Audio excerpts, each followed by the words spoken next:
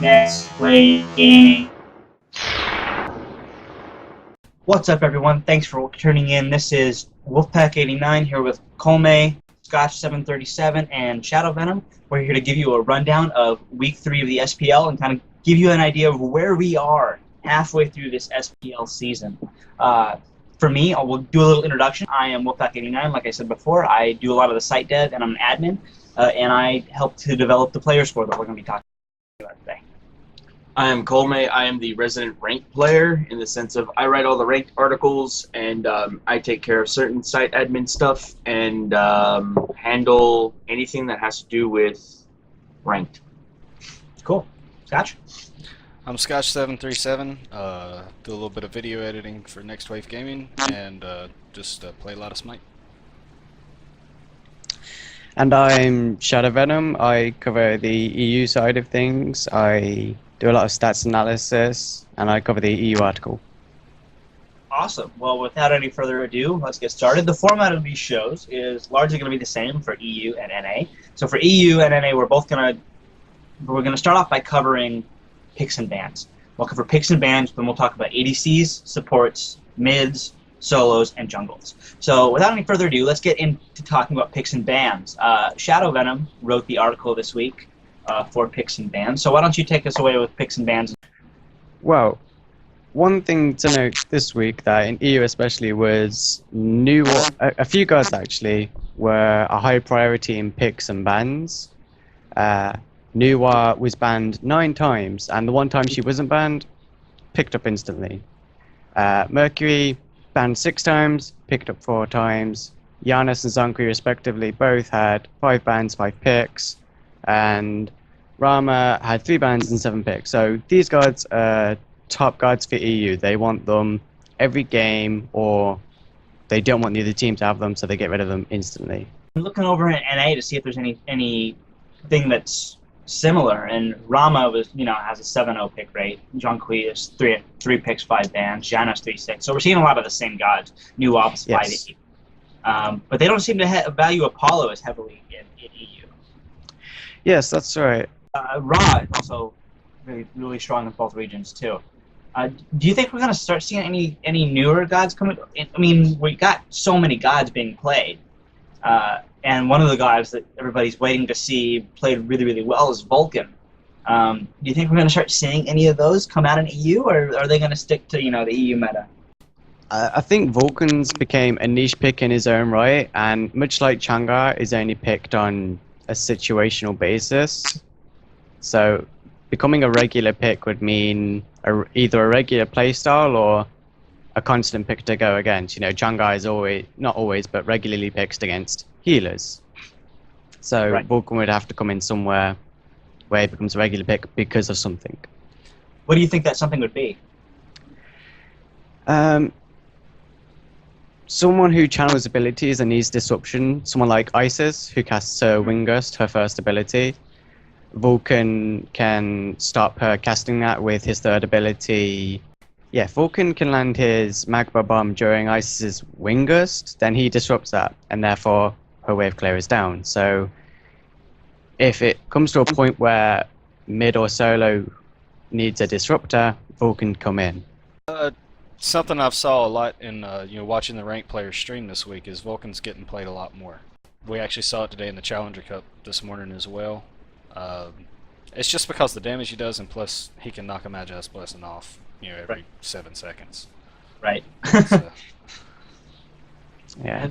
That Magma Bomb is so disruptive, especially when you're trying to lane against that. Like the other day, I played Shock against a Vulcan in the solo lane, and every time I wanted to channel my healing, just every time he'd meatball me before that, and he built Divine Ruin. So he would meatball me and stop my healing, so I just back up a bit, heal, okay, and then go back into the wave. So it was hard for me to push the lane, but then Shock's damage is Shock's damage, and I'm winning the lane anyway. But I think what we're seeing with it is people's deciding whether they want to go the turret build, to max the turret first, so it's really tanky and it can clear the wave for you, or go down the I guess the backfire build. But it's just whichever one you max first. But yeah, I think he's going to be played more for people that understand his kit and how it works with the team. It's just his ult is so hit or miss. So we have 54 gods that are available for play right now, I think. Actually, it might be 53, just because we have... It's 54. Are there 57 gods available then? There's 56 gods, and there's Well, 2 that are permabanned right now. There were 3 that were permanent last week, though. We Yeah, had not this Arachne, week, though. Odin, and Kukulkan. the Cuckoo Kachu guy. So there's really 53 gods that were playable for this last week's tournament. There should be 54 for this week. I think week 5, I think Cuckoo is going to be available for play. So it will be the 54. But what I think we need to realize is that in EU, more than 60% of the gods were picked back. When we used to see a very, very... I mean, EU was always a little bit different. They have different picks, but we still see a fairly narrowly tailored idea of who can play. You always pick up Ra when you can. You pick up, Odin. You pick up Zeus. And with the warrior nerf and all the other changes that have come in, all that's changed, and what we're seeing is a wider god pool for everybody. Everybody's having to deepen their god pool because everybody else is. Yep. So, cool. Koma, you want to take us off on talking about ADCs? ADCs. Now, I found this pretty interesting. Before we actually started recording, I was talking to Wolfpack here about how different the NA and EU ADCs are in the sense of their stats and their scores. Like the top player is Moex in the EU and for Mentality Esports with a 1663 overall rating, where the top in the NA is Snoopy with the 1731.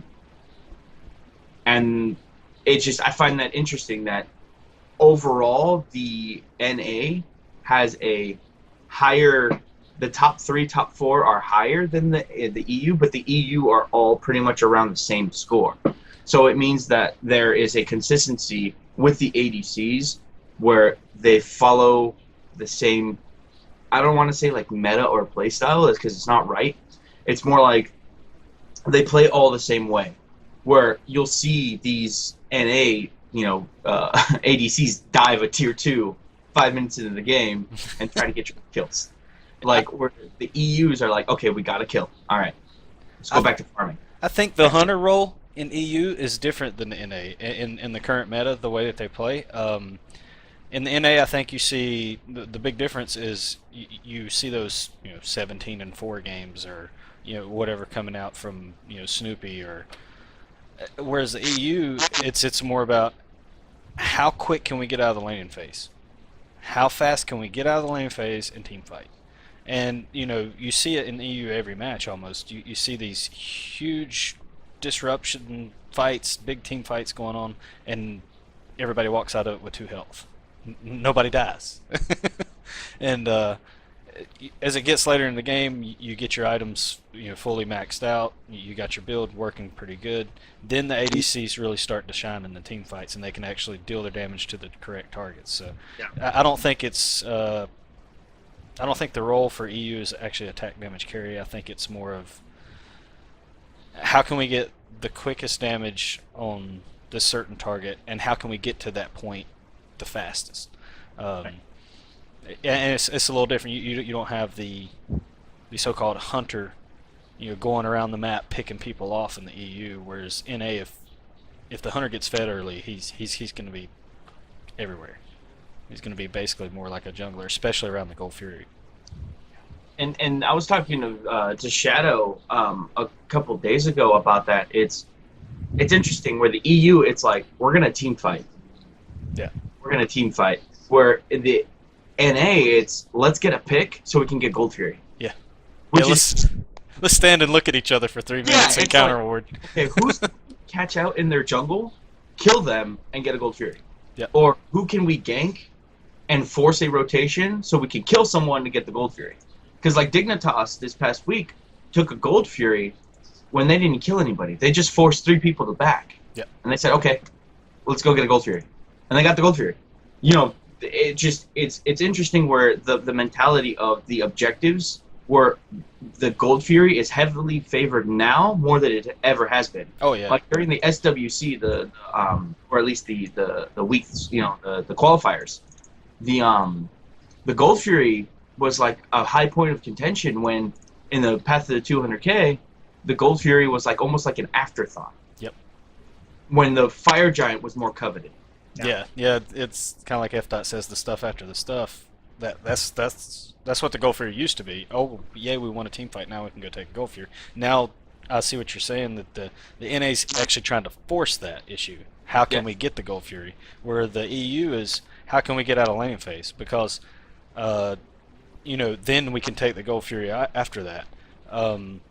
Because if you think about 500 gold on a specific hunter, he's going to win that next 1v1 when it's just, just the two hunters facing off and lane together. From a balanced blade to an executioner or a chin size, that 500 gold makes a huge difference. Yeah. 20 stacks on your Devo gloves when the other guy's not finished just yet. Right. Exactly. So before we move on, actually, Colin mentioned the player score. Let me just say a quick word about that. So what we've done here at Next Wave Gaming is we've got some input from some of the pro players, and what we did was we took everybody's stats. We include all of the stats except for creep damage. So we do kills, deaths, assists, player damage, damage taken, damage mitigated, structure damage, and healing. And we weigh that on your roll. So ADCs value things like structure damage and player damage. Supports are going to value damage taken, damage mitigated, and assists. And we have a hybrid score that kind of allows for the variability of the mid, jungle, and solo rolls. So when we say, Moex came away with a score of 1663, what we're saying is that he did his job very well. 183,040 damage to players over the last 3 weeks overall. He is leading in player damage per minute.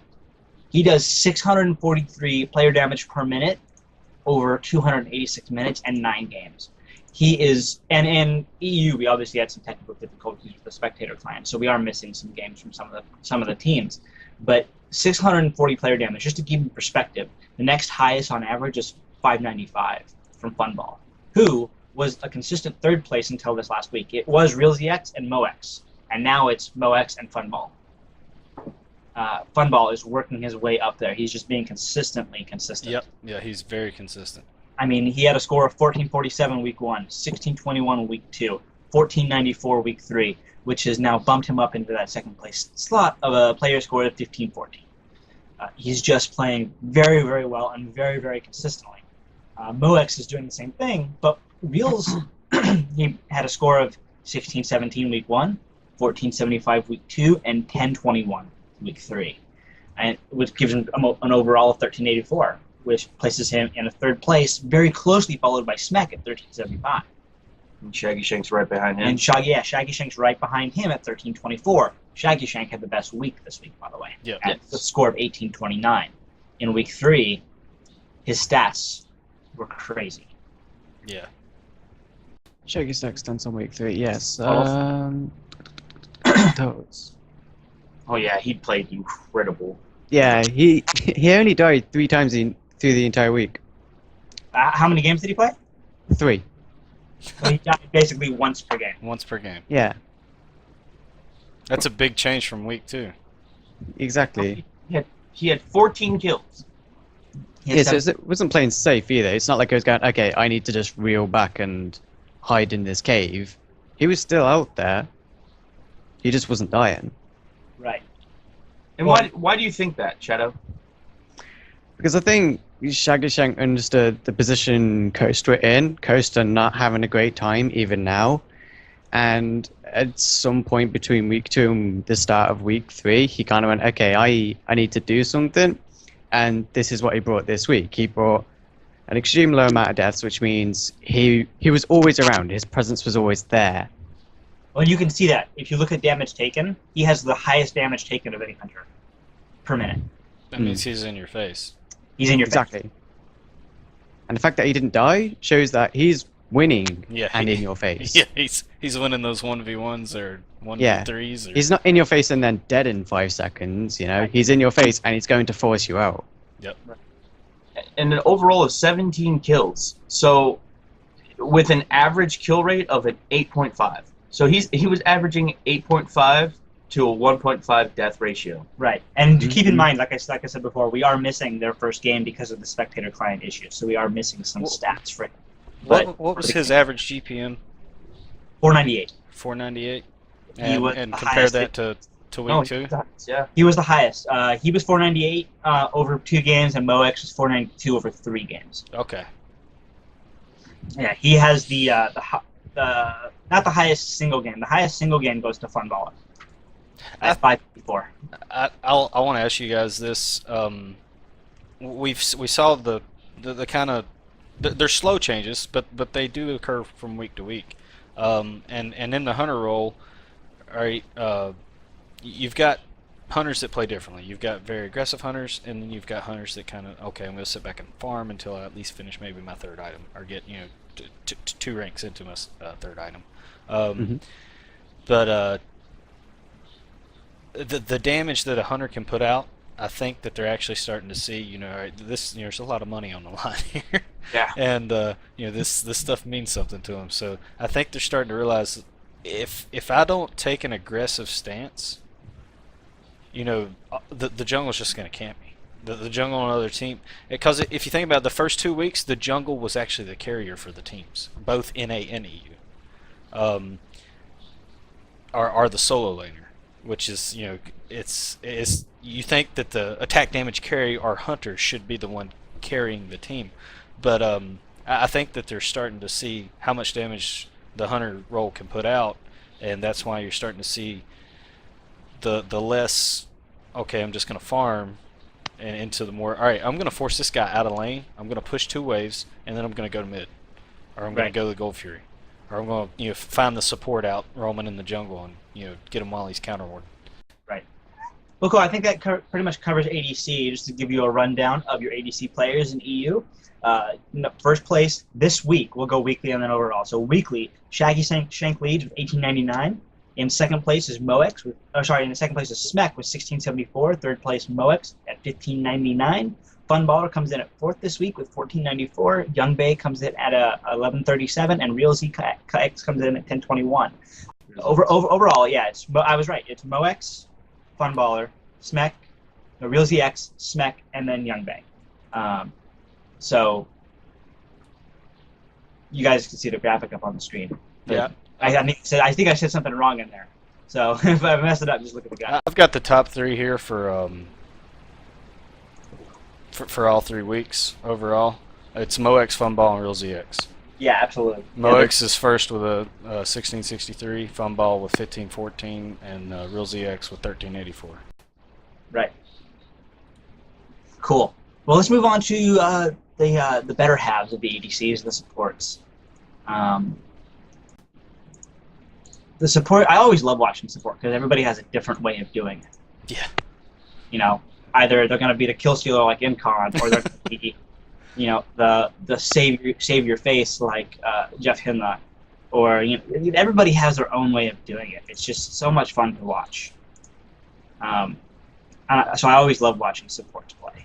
Your top players for support this week, this week are Defrezzy, then Princess Tomatoes, and then Badger, Emily2.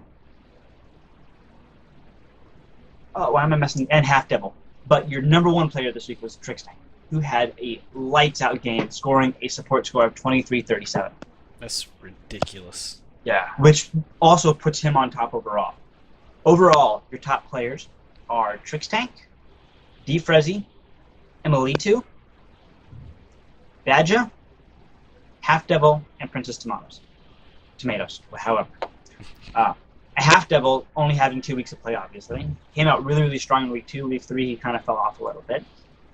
Although Exposed Secrets had some problems with, you know, substitutes and Zelia not being able to play, which contributes a lot to him being able to. You know, watching Trixtanks do what he did this past week is, I think Trixtanks finally learned how to play Geb like Sun Wukong. Yeah. Why do you say that? Because Trixtanks was known before, you know, ever since, you know, the launch tournament in March.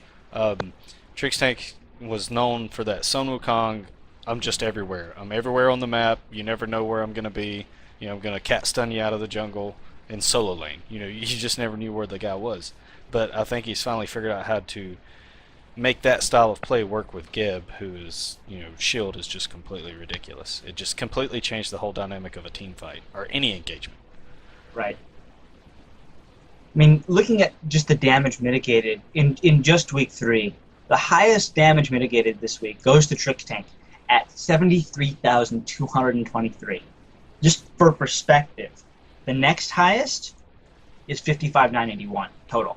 On an average basis, in a total of 75 minutes in 2 games, because we lost game 1 because of the client issues, he averaged 976.3 damage mitigated per minute. Per minute. And he's the only one to break 1,000 in a single game. He had 1,199.8 damage mitigated per minute in his 3rd game this week. 1,000 HP per minute. That's more than most gods' health pool before rank 3. Yeah, I mean, and complementing that with only 7 deaths. with a total of 10 deaths. In that game, he had 7 deaths. Because he's also taking 52,490 damage, 52k in that single game, which is also the highest total. But he's taking the damage, and the rest of his team's not. Yeah. And you're seeing it in their gameplay. TSM is playing very, very well. Yeah, they've really stepped it up in the past 2 weeks. Yeah, because their first week was just horrific. Yeah, They got their spotlight back. Yeah. Yep, they do. They do. What you noticed was when TSM for the past, I don't know how long, have always been the spotlight. It was TSM versus C9. That's what you wanted in the finals. That's what happened a lot of the time. TSM perform extremely well under pressure, and when the spotlight's on them, their A game is there. Yeah. So, after the qualifiers and the 50k LAN, where were TSM? There was no spotlight on them. They just had to chill around until the SPL started. The SPL started, and they're like, they're waking up, they're yawning, they're rubbing their eyes, and the first week's over before they know it, and they're like, oh, right. Week 2 comes, they step it up. Week 3 comes, they step it up even more. By the time you get to the end, they might even just get straight wins. They're very much like how Dignitas started. Very slow, but they're finally catching the rhythm. Pretty much. I think Dignitas was in a similar situation overall. Mm-hmm. And especially after having those big rosters. The roster changes. TSM had big roster changes too, so it was hard getting that synergy back, but it looks like they have it. Absolutely. I mean, just looking at all the stats, in week 1 they were, second or they were 3rd or 4th place in almost every stat. You come to week 3, they are 2nd or 1st place. Let's finish up with supports. Okay. Last week when we were working on getting the show ready to produce, I talked a lot about DFrezi. He performed really, really well last week in week 2. In week 3, he's got a consistent. He's staying consistent. What we're finding is that he's not falling off. He was 1448 week 1, 1827 week 2, 1564 week 3, and he's just he's staying consistent with spikes. He'll do really well, depending on the week. And he's playing on one of the top 2 teams, so that helps too. And you don't have to be on the winning team to have the top scores. I mean, it just shows you Princess Tomatoes, playing for Coast, has 3rd place this week in the games, and they didn't have the best of weeks, or not having the best overall. He is in last place overall, but in the overall score. But he had a great week this week, even though they're not winning that well. It's all about how well do you perform your job. And DFrez and Princess Tomatoes has definitely stepped it up this week. Getting almost 200. Yeah, actually. Yeah. You notice that Emilito is consistently scoring low on our stats? Mm-hmm. Yeah. Right. Well, Emily got 1543, 1518, and then this week kind of dipped down. 1500 is about where the average is at. If you hit 1500, you're playing fairly well. Anything below that, you have a little bit of problems. Anything above that is just better, especially in the support score. Every score functions a little bit differently. But support score, 1500 is not a bad score to be in. I mean, that puts him in 4th place. I think watching him in the games, he's running into the same problem that Princess Tomatoes running into, in my opinion. They're getting caught out in the jungle way too often. And when you pick up a support really early, Yeah, they might normally be the first blood if the duo lane takes that aggressive stance, but and that's not really a big deal. But when you consistently get caught out in the jungle by the other team's jungler, or the mid lane catches you on a ward, it really slows down your progression into that sovereignty, which is probably the most key item for the supports. And if you're 1,300 gold behind the other support, there is no team fight for your team, because you can't be the front line, because you're going to be the first person dead. The problem with Emilito this week too was in 2 games he started his Midas boots late, like very late, as compared to as the other support players in his bracket. So it's like looking at his gold per minute. His gold per minute overall for this week was 393, where the top ones were 434 with Trix Tank, 429 in Princess Tomatoes, and 435 with Defrezzy. Yeah. So that means they're getting their Midas boots online faster with combo of that Watcher's gift. Right. So I think it's like a 6 GPM increase. Yeah, the last hits, and then when your Midas boots are finished, then the gold really starts spooling. Then Yeah, so it's like, and then that's when you can roam. Yeah. And it looks like Emilito was trying to get to mid camps and getting caught out. Yep. Or trying to save someone because they got caught out. And that slowed him down from getting his Midas boots complete. Yeah, Midas boots is probably, as a support player, Midas boots is probably the most important thing you can get in your first 5 minutes of the game. If you don't have them online by that point, you're losing gold. I'll ask you this while we're still on supports. I think 2 games this week we saw a pick up a Mark of Vanguard. Yes. Right. Well, you use that. That's like Venom was talking earlier about the niche picks. That's a very, very, very niche pick. Like on Ares or... Yes. Like if There's a small reason for that. yes. It'll be to do with the lane pressure. Often, whoever is on the right side is going to be pushed up with your solo or duo. I can't remember if it's Chaos or the Order side, but basically, if you are in the right lane as a duo, you're going to be pushed back. And this is where Mark of the Vanguard can help, because all damage you take is reduced by 5 flat. So when you take a few archers here or there, when you tank 3 archers, you're taking 15 less damage each time. Because 3 archers shoot, you reduce it by 5 flat damage. So I can see the logic behind getting Mark of the Vanguard. It allows you to actually tank it quite, not easily, but it heavily reduces the amount you do take without losing that gold to the tower. Because the tower hits it, you lose the gold. Yeah, and you get that early lane pressure, and you're forcing the other hunter and support to lose gold. Yeah. Exactly. You can go aggressive, push up the wave, tank it yourself because you have Mark of the Vanguard, whilst your ADC clears and puts pressure on. Stuff like that. Right.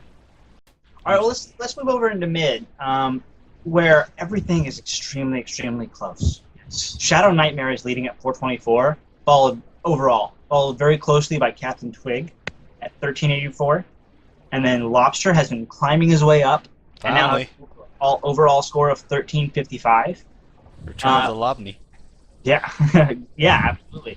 And then you have Optics in 4th with 1304, and then followed closely by Carino at 1296 and Fexes at 1236. I mean, we're from last place to first place, there's a difference of less than 200 points. Which, when you compare that to ADC, top score is at 1663, bottom score is at 1203. You have a difference of 400 points, double. So it's a very, very, very close race in the mid lane. And then that's also look at the scores for this week. Like the top player for this week did the worst this week, or for the overall did second worst. Right. Like Shadow Nightmare from Exposed Secrets has the 1424, which is the highest overall, but that week did a 1291, where Captain Twig was right below him by 160 points. So and Captain was first over the last 2 weeks. Exactly, and he was first over the last 2 weeks. So it's showing that why is Shadow Nightmare doing really, really poorly this week? Because his team got focused in the pick and ban stage. Exactly. It comes down to that. It really does come to the God pool. It really does. Everybody has to expand their God pools, absolutely. it's just going to become a necessity the more and more gods become available in Smite. 56 think that's- masteries, man. Just do it. Just That's go one do thing it. to note in the EU scene overall is that you can name any player in the EU Pro League, and you can also name their 3 main gods. Yes. Whereas you go to NA, you name a role, then you name those main 3 gods, because like in a role in NA, everyone's going to be playing a couple of those guards or all of those guards. In EU, one person has this guard, another person has this guard. Like, for example, when you say Zalia, you associate for mana, you know? Yep. When you associate Omega, you also associate for mana. Yeah. But Just ban the Divios baby. plays Giannis. Divios is probably has the biggest guard pool in NA, so you can't really focus bans against him as much as you can to EU solo laners. That's like, watching Kiki and all them like change some of the gods that they've been playing. Mm-hmm. I think it's really cool that when it comes to, all right, I used to have a saying for Team Dignitas, and then I was like, if you're playing against COG, just ban the baby, just ban it. You can't stop it late game. You can't stop a Megatron from farming, which I think goes the same for some of the players in the EU. You can't stop Game Hunter from farming. He's gonna farm. He's gonna get fed, just off farm, not necessarily by kills, but he's gonna get fed and he's gonna disrupt those team fights. After everybody's level 15. I think it's pretty interesting to see some of the players in the EU start to expand their god pool, because if they don't, they're going to be falling behind. And, there's 3 weeks of play left, and they have got to get on top of this, or they're going to be beat in the pick and ban stage of the game, and they're not going to be able to solo carry, later in the game. Well, it's going to be interesting to see what happens when they meet up with the NA teams who do have that wider god pool. That was their problem at the launch tournament, is that the top 3 were NA. Yeah, the bigger god pools.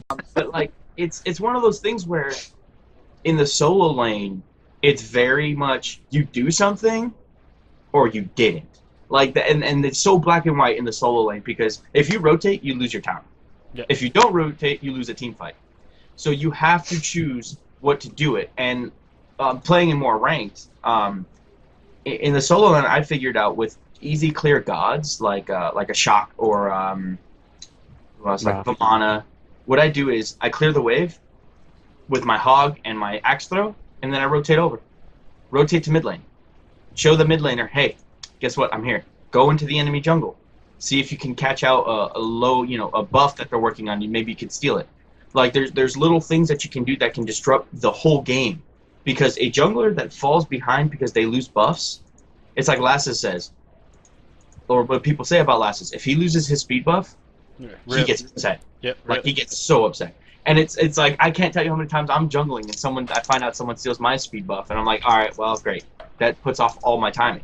So forcing that enemy solo laner to sit there and farm or rotate is the hardest decision to make as a solo laner, because they could bait the rotation. Shadow, I want to ask you, all right, when a god reaches level 9 in solo lane, which I think is the magic number, I think level 9 is the magic number. That's when one ability can clear the whole wave and you can go. Do you think that maybe the teams are saying, okay, well, at level 9, if I leave my solo lane, I'm definitely going to lose a tower. If nothing else has went on the other side of the map. But if they know that everybody's ultimate's up, everybody's off cooldown, I'm gonna get here to mid lane to these harpies, the mid harpy fight. If it's 60% or better chance that we can get a pick or 2, is it worth me losing the tower? And I think maybe the solo laner might be scared, or maybe even the team in general might be scared, because once that first tower goes down, the other solo laner can then rotate and he doesn't have to really worry about much. Once he sees the wave push up on the mini-map towards the tower, he can go clear it out real quick and then get back into the fray. But I don't know if maybe it's, I just wanted to ask your opinion. Do you think it's maybe just that they're scared of losing that tower for the early pressure, or do you think that maybe they're not sure that they can win that involvement if he rotates to mid? The way I see it is that once you have the ability to one-shot the wave, you no longer have to worry about that tier 1 tower, because that tier 1 tower is worth 500 gold. Each player will get 100 gold when it drops. So, if you rotate for a team fight and you kill 3 people, you're probably going to end up with more than 500 gold. So he can take that tier 1 tower. We still won, right? And yeah, the wave might be coming towards your tier 2, but you can one-shot the wave now, so it doesn't matter. So the way I see it is that it may be level 9, but it could be 7, 8, or 9 towards that double-digit number 10. If you can one-shot the wave, you should be preparing for a team fight that's worth more than 500 gold, whether that be both mid-camps and a kill, or one mid-camp 3 kills, or you just kill everyone, get a deicide into Gold Fury. It's basically, so long as you can prep your team to get more than 500 gold, you can lose that tower and not have to worry about it. Right. And not just that, it's like on top of that, if you, let's say you get a kill on the mid laner and the support player, you can take a Gold Fury and a tower, a mid tower. So you just erased their 500 gold swing that they got from that tier 1 that they took and made it by 1100. Yeah. Exactly, because you can take it back. Yep. So you're ahead basically that 1500 gold. The Gold Fury erases completely that tier 1 tower that they took. So I think, I don't know, I agree. It's, as a solo laner, that's the hardest decision to make, is to when to rotate. But if you can, like Venom said, if you can one-shot the wave, leave. Come back, one-shot the next wave, leave. You have, I think, about 15 seconds? Yeah. Between each wave? 30 seconds? 30 seconds is each spawn. Yeah. So, you know, if you get the timing right, you should be able to clear the wave, leave lane, and come back before the minions start hitting each other. So, it's just, I don't know, that's the way I look at it. For me, it's a game of chess, right? It's a high-paced game of chess. You need to think 5 or 10 moves ahead so that when you come back into lane, yeah, maybe you lose a little bit of a wave, but then you can one-shot the wave, then push up, and you force them to back, and they back, and you can get some tower pressure on, and then once they back, you can push the wave in, leave, rotate. Now they have to deal with 2 waves. That gives you time to come back in. You have to really, really think 5 or 10 moves ahead so that you can rotate effectively, because if you don't, you're going to lose your tower, or you're going to take significant damage to your tower. But I still hold firm to the fact that after 10 minutes, solo lane tier tower doesn't matter. Hold until 10 minutes, and then it doesn't matter. I can agree Here's with that. Solo tower tier 1. At that point, you should have had a Gold Fury at that point. So at that point, you should have had a Gold Fury. Your team should have a few picks. Or it should be, if it's a stalemate, even then. Because then what that does, it leaves them open to rotate. The rest of your team plays a little more passively, and you take tier 1 tower, and then you're even. Yep. You know, they're not going to be in lane anyway. Just make sure you ward so you don't get ganked, and you'll be fine. Yep. That's kind of how I look at it. Just you have to look a few moves ahead. So when you back, say, okay, if I back now, what item am I going to pick up? Am I going to finish an item? Am I just starting an item? Can I get tier 2 of it and get maybe a passive? If I do get that, does that allow me to get a kill? Does that allow me to clear the wave before they do? What's that going to allow me to do? Is this worth the back now, or should I stay under the wave? And obviously, there's other things that go into that. How much health do I have? How much mana do I have? All those other things play a factor into it. But you got to be able to think those 5-10 moves ahead. Yeah, since we're talking about solo lane, why don't we transition into the solo laners? Real quick, let me give you guys a rundown of the mid laners week 1 and overall. Like I said, week 3 and overall. Week 3, your winners are Carino, Vexes, Optics. Sorry, I'm wrong. Carino, Lobster, Vexes, Optics. Then you have Shadow Nightmare, Captain Twig. Overall, you have Shadow Nightmare, Captain Twig, Lobster, Optics, Carino, and Vexes. So that's your mid lane. Let's transition over to the solo though. Your top players this week in solo. In order. Let's go. It'll be Game Hunter, who is back as the God Hunter at 1829. Sayo at 1822. And then it drops down almost 150 points to Variety at 1687. Then drops down again another 200 points to MQ at 1492.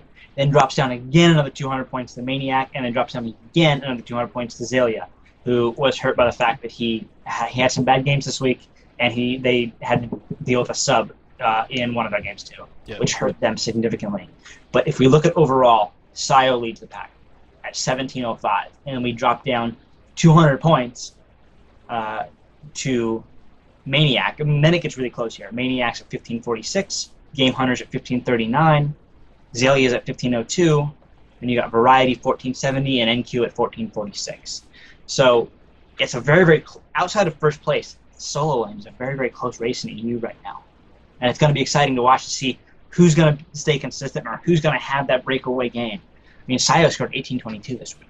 Well, that is a crazy, and he said he was playing bad games. Sayo finally learned how. Well, first of all, they started banning Giannis from him, but he has. I think he has. Going back to the God pull thing, I think he has a greater God pull than most of the other solo laners in the EU. Due to his past experience. Yep. Yeah. Well, yeah, he's played mid and everything too. Well, but he has 55 kills this week. 55 kills overall. Sorry, overall he has 55 kills, the most of any other solo laner. 55 kills over 9 games, 26 deaths. He is averaging 6.1 kills per game and 2.89 deaths per game. That is phenomenally good. And he has the highest GPM at 540.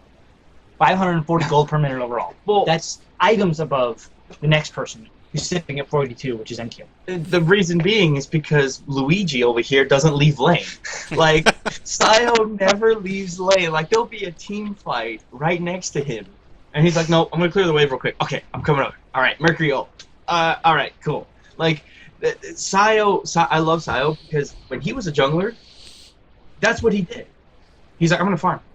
If I see a gank potential, I'm going to go in and get it. But I'm going to focus on my farm first. So that's why he always had, as his Freya jungle, he always had his Hasten, Fatalis, and Pen Boots up. Mm-hmm. So he would run around and go, damage, damage, damage, damage. Okay, you're dead. Rip.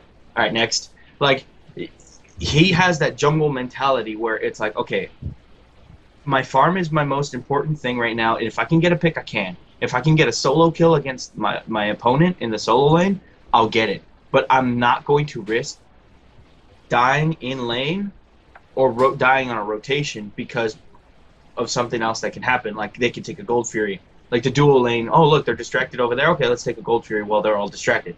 So, like, Sayo's map awareness is actually pretty well, except for one game in week 2 where Sayo's like, okay, he clears the wave, and he's Mercury, and he's rotating over.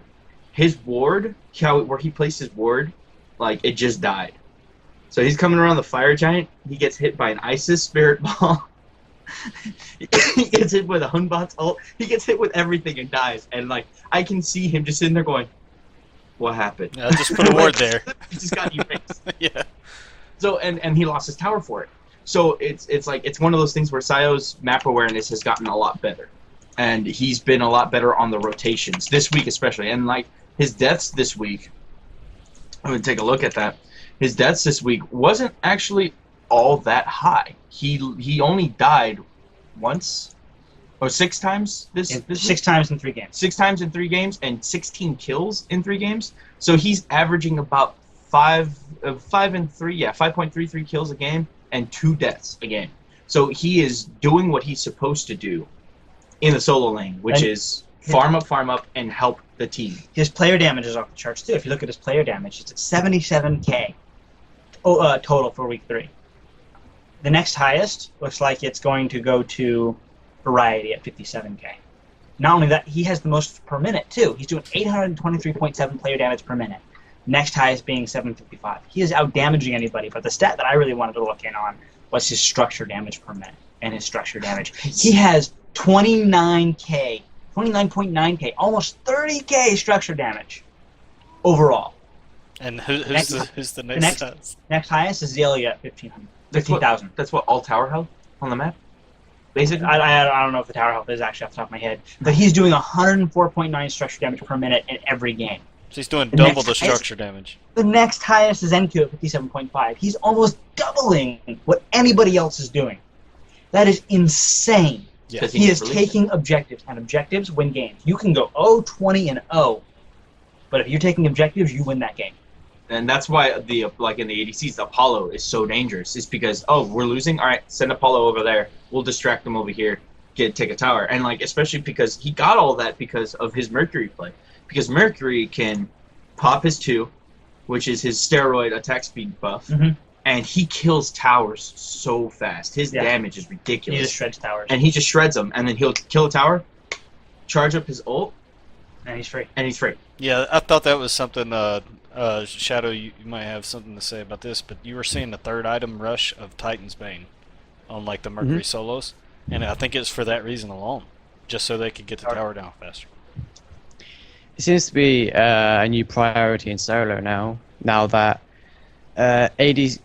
since the release of Rama, whatever you want to call him, Apollo hasn't been picked or valued as much in EU, and so the split push potential now isn't there as much for ADCs in EU, and so they're like, okay, we keep winning fights, we're like 30 kills to 4 deaths, but all the towers are still up, so...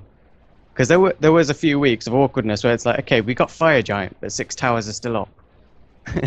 So they figured out that the new tower killer as such is solo laners, and this is where the EU meta, possibly NA as well, Loki solo came about. Right. Loki solo and Mercury solo mainly because of his skin, and he's just in every role now. You have solo laners now that have high burst damage, but they're not using the burst damage on players, they're using it on towers. You know, you get a Loki decoy, pop, pop, pop, pop, tower gone.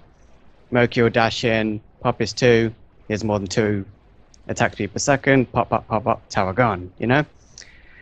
And that's why they're rushing Titan's Bane, because they're not too interested in killing people. Sure, it'll help them, but their main focus will be towers and other objectives. That's the game. That's the game now. I hate Loki solo. Especially once you get the late game, because it's just like another jungle. Because it's just, yeah, exactly, and he's so strong in that, but what most people don't understand and they don't realize is why Loki solo is for taking towers is so dangerous is because the decoy counts as a minion. Yep. For tower damage. And if you have minions in the tower takes more damage. So, I don't know if you guys knew that. That's why Chang'e was really stupid in the solo line because her bunny counts as a minion. Yeah. Or counted until they fixed He used it. That was quite funny, that was actually. So you would run in there, and bunny would count as a minion, and she would shred towers. You'd go, how is she shredding towers? It's because the bunny counts as a minion. Yeah, that was a few weeks that was us. But it's just like, it's one of those things where it's like, like in the solo lane, you're starting to see more, I guess, more high-valued picks in the solo lane than you would in the jungle or the mid or the support. Because more, I think the EU, and that's where the EU and the NA meta are different, is where the EU really highly covets their solo. Yeah. And in NA, it's almost like the solo laners are a second support. But I mean, if you look at the players, though, you have, in NA, they value their hunters, and it's obvious. You have Zatman and Barracuda, right? And not to put anybody else down, but and Snoopy, but those are your top 3 right now. Everybody's watching Zatman and Barracuda and Snoopy. Allied's awesome. Don't get me wrong. He's been playing lights out. We'll see about the new Thirst ADC, whoever it ends up being, if El Bertacho stays as the ADC or if they bring in someone else. But in EU, you have Zalia, you have Game Hunter, you have Sio, you have Variety, you have Carino. I mean, that's where their top players are. So. Yeah.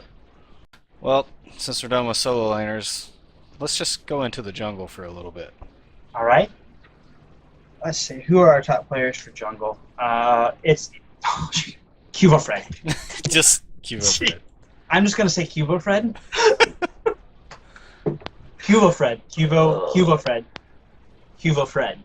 I say first place is Cubo Fred, second place is Cubo Fred, third place, even in last place is Cubo Fred. Cubo Fred has a 1957 rating for this week.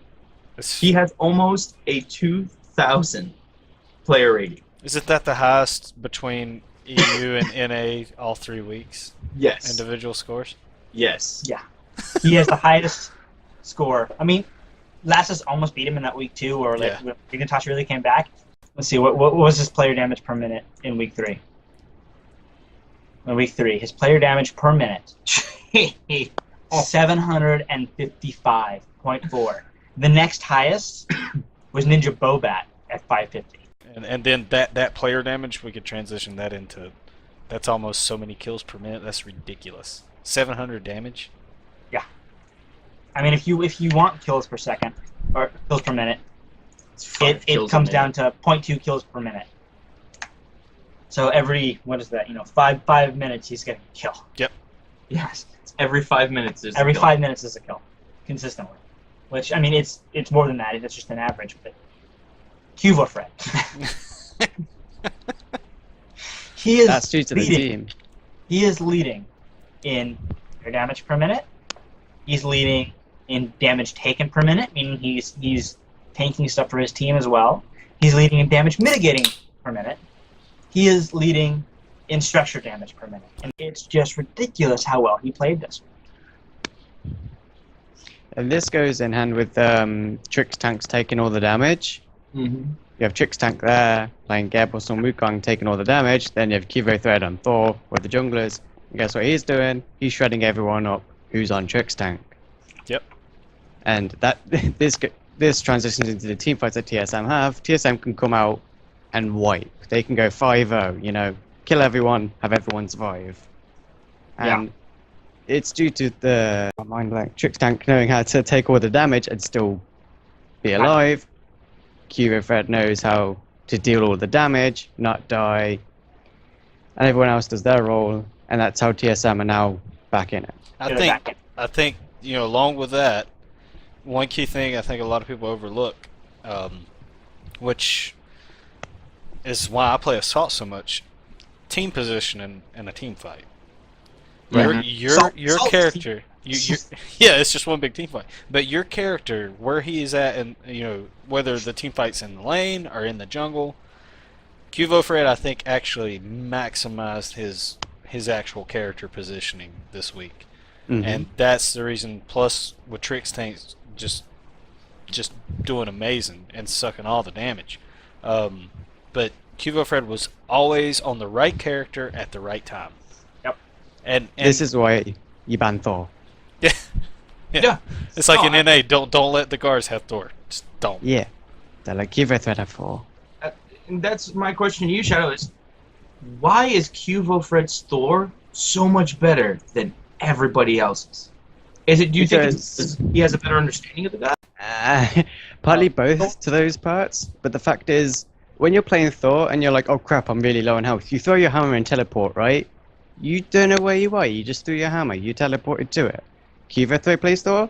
Okay, I'm gonna throw a hammer over there, because when I'm over there, I can stun this guy, I can go and ult, go back on this guy, spin, then throw my hammer again to get back out. Thread knows exactly where he's going to be. He's playing chess, just like we said earlier. Oh, those hammer throws into the wall stun. Oh, and that one where he stunned, it was like the maximum range of the wall. He went completely through a barrier in the jungle and stunned, I forget what the god it was stunned, but anyway, he stunned the god on the back side of the jungle obstacle, like with the very tip of it, and hit him with a hammer twice. Completely blind shot. It was amazing, and he even teleported to it too. He tried to teleport to it, but of course it was max range, so he couldn't quite get there. But he finished it off with a hammer throw. It was amazing to watch him play.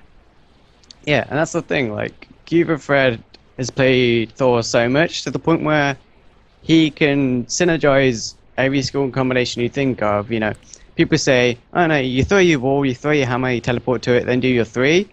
Fred does something different almost every single team fight. Sometimes he'll use his one to go in. Sometimes he'll use it to get out. Sometimes he'll use beads to use it both ways, so he can go in, and do his skills, beads to get out. And that's why you ban Thor both against Fred and the guards. They've just played that guard so much that they could do any combination they want. They're literally Agni. You don't know what they're going to do. Well, do you think, since I started, since esports was a thing in Smite, the first character you remember seeing Fred on was Thor. Every Sunday, Thor, Fred, every Sunday, and that's kind of like what perked my interest. I knew who Fred was before I knew who Lassus was, just because of his Thor play. And maybe you just forgot about his Thor play. You should do a show match between the guards and Fred, Thor only. Yeah. That's the thing. Like, some people pick up guards really naturally. Like, you guys probably all have your personal favorite guards that you play well with because you just picked them up on one game. You went like 10-0, and you're like, I don't even know how I did this. You just naturally pick up a guard. The same goes for pro players. You know, for QV Fred, it seems to be Thor. You know, he just goes in, does things, and then gets back out. You know, can't quite explain it because you have to watch it. It's one of those things. Yeah, and he actually takes he takes the maximum potential for Thor's passive. Like That's he it, yeah. won't really go in on one person. He makes sure there's 2 or 3 sitting around. And that's a Yeah. dangerous passive, especially with what's it called? Shifter Shield. Which Lasses is the one who started doing that. Yep. Started picking up that Shifter Shield. Getting the and protections just- at low health. Yep, and not just that, but the damage. Mhm. Yeah. So it's just like you're getting all this passive damage and stacking it on top of your Jotun's Wrath, which is doing an incredible amount of pen on Thor's 1. Yep. You know, like that double tap. Yeah, You flat get- pin's ridiculous on his. Oh yeah, and then you get Titan's Bane on him, and it's just like you just shred people. Same like as crazy. Loki, same as Yeah. Loki and Mercury. You just start shredding. You them. just start destroying people. Alright. Which is why people build defensively on Thor somewhat now. Yeah. Because you can build enough power and penetration from your items with Shifter Shield and Titan's Bane, and then you have boots, you still got 2 items left. Well, with that being said, let's go into predictions for this coming week. We have Let's take it game by game. we'll take a game by game. We'll all put out who we think is gonna win. It's C9 versus TSM, and Coast versus SK. So for TS9, TS9, Yeah, TS9. Cloud9 TSM.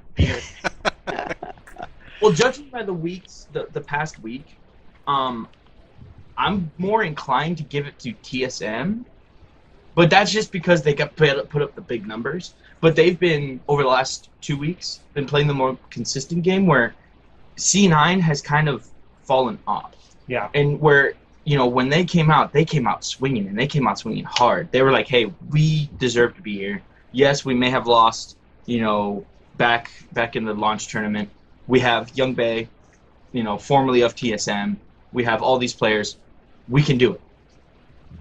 Yep. So, but my edge is still to TSM because I think they're on that group now. TSM, I think, is on that group. Yep, I have to give it to TSM too. Personally, I think Q Fred's going to keep performing. I think Trickstank is going to keep performing.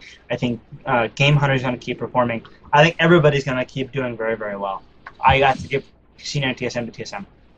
Shadow. I think C9 are going to take it on the basis that C9, on a general basis, don't perform consistent throughout the game. But especially in the first week, what we saw is that they can do one play, team fight, whatever you want to call it. They'll take that and win off of it. You can play against C9 for 40 minutes and you can have a 20k gold lead. They'll wipe you into a Deicide, take Fire Giant, take your Phoenix, and take your Titan. You don't know what just happened. So I think C9, especially having the week to basically do research, considering they went in the TSM Invitational, they'll just sit there and do homework. You know, they're going to, okay, why did we lose and why did we win? Take that, use it as best as they can, and their first game is probably going to be their strongest of the week. So I'm going to give that to C9. Cool. My opinion, if C9 has good position in team fights and actually wins them, I'll give it to C9. But if TSM continues on the roll and Trickstank continues doing what he's doing, yeah, it's. But you know, Shadow's right. They could steal a Fire Giant and the game in 6 minutes flat. So you know, I mean, after you've been playing for 30-some minutes. So, Exactly. yeah. Cool. Coast and SK? What do you think? He's thinking. What do you think? I'm going to give this one to SK. I think they've just been playing better consistently overall. I think Costa's got a lot of work to do. I don't know if they've lost faith in what they can do, but they're a very good team. Shaggy Shanks really turned it on this past week. You know, maybe if he can just keep it up and turn into to more of the carrying the team role, you know, who knows? But I give it to SK. Okay. Venom? Shadowman?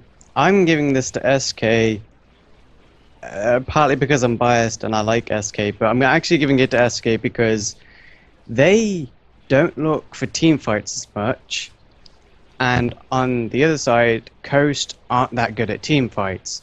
So when you have two teams that aren't great at team fights, what happens? You look for picks or smaller team fights like 3v3s or 2v2s. Now SK, I don't know if you know, but most of them are exceptionally good Joust players. So on the smaller fights, they'll win. And Coast aren't great at team fights, so they're not looking for team fights. So both teams are looking for team fights, looking for smaller fights. SK win those heavily. That's why I'm going to give it to SK. I'm going to give this one to Coast, just because they're the defense team. They are a phenomenal defending team. And when it comes down to defense, just like you said, those picks, they're good. SK is good at getting those picks because they're Joust players. I think Coast is going to be able to play their defense well and wait for their chance to get the picks. They start losing, they'll fall back, they'll play defense, they'll defend their towers, and then they'll prevent the push. So I have to give this one to Coast. Okay. If Coast can keep away from losing in jungle fights, because that's where they've been losing every time. They get caught out in the jungle or force a fight in the jungle and losing in every game that they play. If they can force fights more in lane where they can control it with their tower, whether it be tower or minions or like map positioning, I think Coast can take it. But SK is going to be the ones, I think, to walk away with this one just because their synergy and their mentality is not the loser mentality coming out of last week. Yeah. They are very much, hey, we are ahead. Let's stay ahead. You know, we're behind a couple points behind the third spot. Let's take that third spot. Let's take that place. And I think that's what they're looking for. All right, let's speed this up because we still got 8 games to go through. Exposed Secrets v Coasts. Scotch. Exposed Secrets. Okay. Ash. Venom. Exposed Secrets. Yeah, I think it's Yeah, Exposed Secrets across the board. Yeah, I think so too. I think Coast will beat SK, but lose to Exposed Secrets. They're just Sorry, Coast. TSM. They were at TSM Invitational. They won the whole thing. I mean, they're gonna win. Mortality v TSM. Call me. Mortality. They have the better standing record against TSM. I think Irafra carries Mortality to a win this week. Okay. Venom. I think TSM are going to win it. Someone needs to talk Mortality off their high horse, and TSM are showing stronger as the weeks come by, so I think TSM. Yeah, I have to go with TSM too. They were the first team to beat Mortality when they were on their winning streak in week 2. I think TSM comes out on top here because they've got the spotlight. They have the momentum. I think TSM comes out on top. Mortality Exposed Secrets. This is another game to watch. Having both these teams coming out of the plan. Call me. I say Exposed Secrets on this one. I think they have the better overall mentality of the team fight. Where if Sio can leave solo, I think Mortality can win. But Exposed Secrets, I think roams better as a team than Mortality. Scotch? This one's a hard one. It all depends on, I don't know, maybe some of the individual players are looking at their fantasy points and saying, hey, I better step it up this week. In that case, it might be Exposed Secrets. Okay. Shadow? I don't know. I've been sitting the entire time going, oh, no, what do I say? I honestly don't know, because both teams have their strong points, and I think they're just going to clash, and they're going to keep clashing throughout the entire game until, I don't know, one of them's just going to have to slip. Yeah. I don't know. A Fire Giant still, maybe. Yeah, something like that. I have to give this one to Mortality because they're coming off of the loss to Exposed Secrets from the TSM Invitational. Exposed Secrets won the TSM Invitational, and I think they're going to come back. They're going to come back swinging, proving that saying we are the better team. I think they're going to be playing for that. I think they're going to be playing to say we deserve to be here. We need that #1 spot. It's ours. Exposed Secrets cannot take that from us. I think Mortality is on top. TSM Coast. I'm going to give this one to TSM. Just over Coast. TSM. I don't have to say.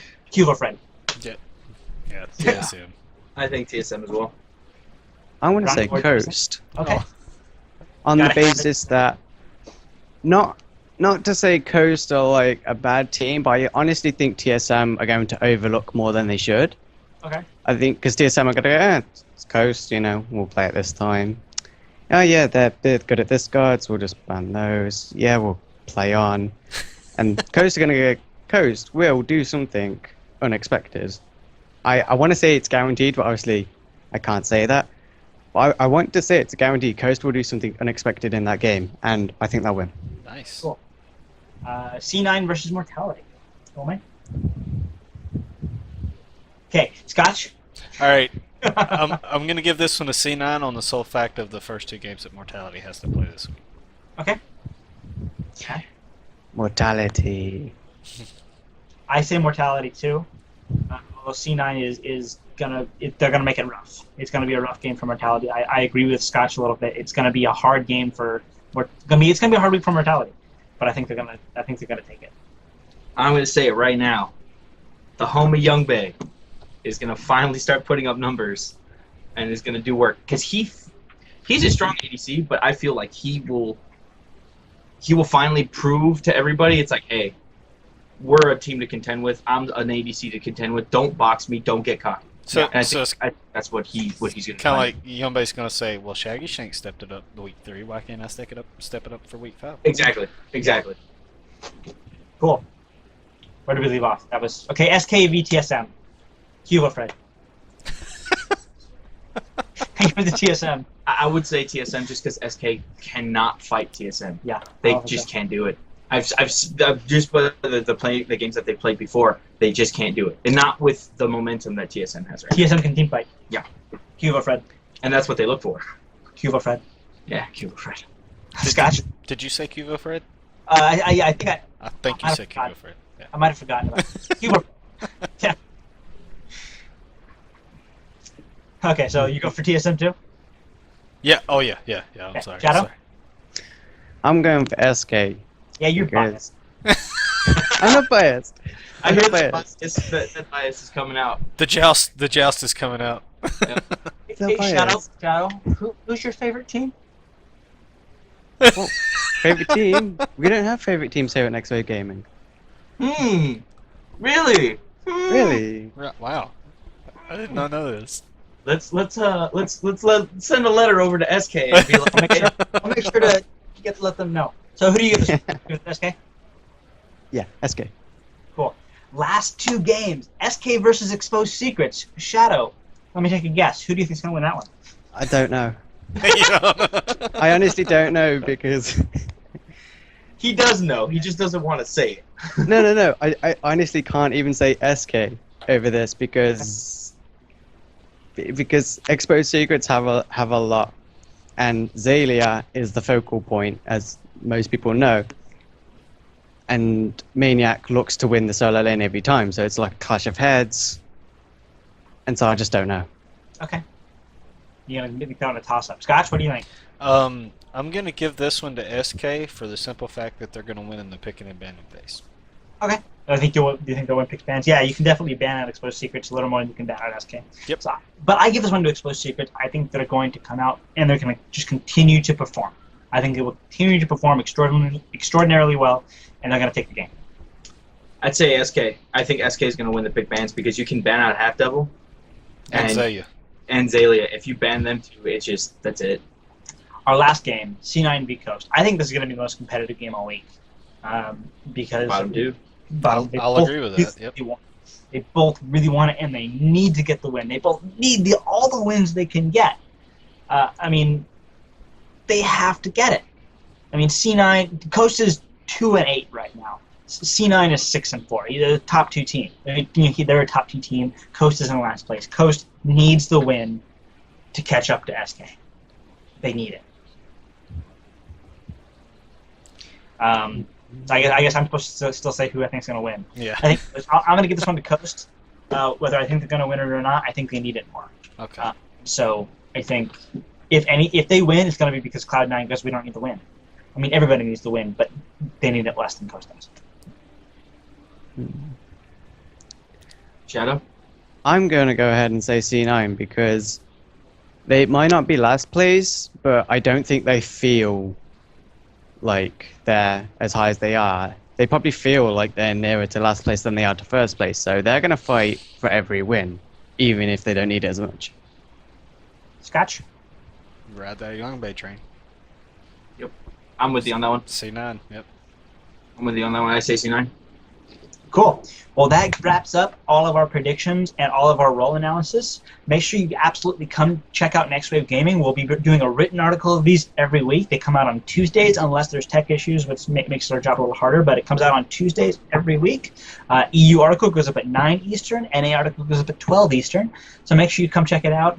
Always feel free to leave a comment below. Ask us questions if you want to know more about how the player store works. Feel free to ask questions. There's an article which we will link in the video on YouTube so that you can check out the articles. You can read a little bit more about it. For myself, Colme, Scotch, 737, and Shadow, thank you very much for watching, and we'll see you guys next week.